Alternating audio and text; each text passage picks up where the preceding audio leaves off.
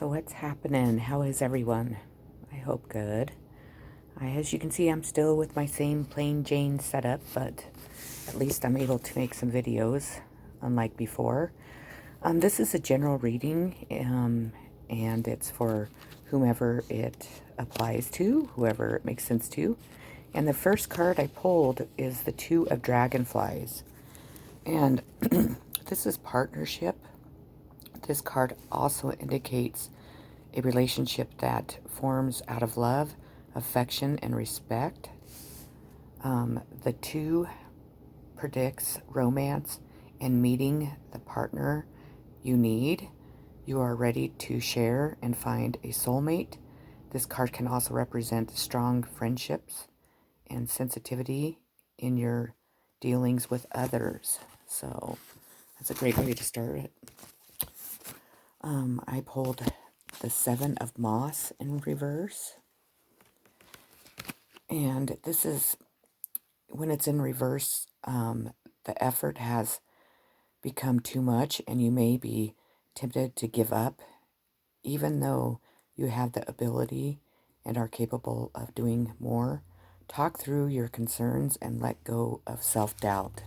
So you're needing to release your self-doubt. So let me see here.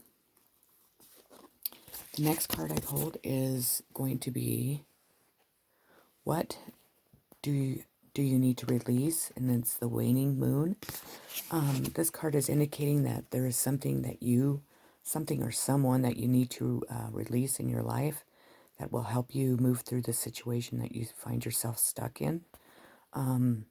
Sometimes it's hard to release things that we don't want to release, but sometimes, that's the only way that we can make things work in our life, or, renew the things that we need to renew in our life to start again. So make sure that you sit down and think about what it is that you need to release, and definitely try and release that. Ask the universe, your guides, and angels to help you release those things. We have conclusions are within reach, full moon eclipse. So just know that, the conclusions of your situation are within reach. Just have patience and allow them to come in when they're supposed to. Sometimes it's hard for us to have patience when things aren't going as great in your life as possible. I'm definitely there with you right now, so I'm sure that's part of my reading for sure. I pulled the Three of Pentacles. Whoops, sorry, I didn't mean to throw that up there. Three of Pentacles, which is working as a team can be so satisfying if everyone brings their best, unique skills to the table and checks their egos at the door. People have different abilities, so by letting dreamers dream, planners plan, and makers make, great things can be achieved. This could also represent a situation where you are using various skills for your own to do something wonderful, whether solo or in a team. Multiple talents are required to pull this off. And then the advice of this card is, remember that everyone is on the same team, working towards the same goal. Bring your best self to the project and help soothe out the teamwork is what I'm getting. So that's pretty. We have the Queen of Pentacles in reverse. And the Queen, we all know what the Queen is like. This is like when you're fixating on the end result, you're overspending, and just being like kind of fragile, like not really paying attention to what you're doing is kind of what I'm getting. You need to really watch your spending at this time. If you are overspending, be really wary of that, because if you're like me, I'm kind of struggling with finances right now, so that might be where you're at too. So just be wary of that, definitely. Let me see here. The next card I pulled is going to be the High Priestess, Responsibility. And it's in this is my Witch's, which deck is this? Witch's Wisdom deck. So it's the High Priestess and the High Priest. So they come together. And what this card is wanting you to know is face your responsibilities. Never use your power on a whim. Be careful what you wish for. Own up. Turn to your priestess or priest for assistance. If you're in a coven, your calling may be to become a priestess or priest. So it could be calling you to become one of those, or it's just kind of want you to be careful on what you wish for. The spell for this card is going to be influence, control, and power could result in something sour. Responsibilities, a must.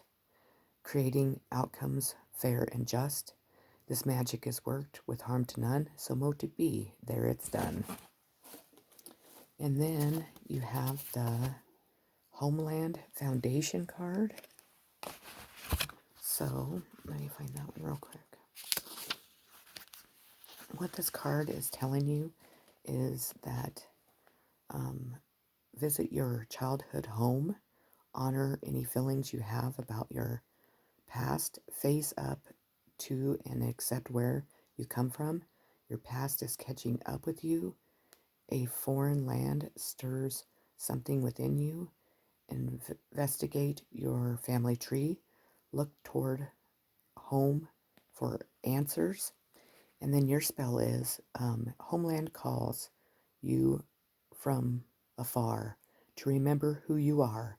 Foundation is the very key to understand more easily. This magic is worked with harm to none, so mote be. There it's done. Then I pulled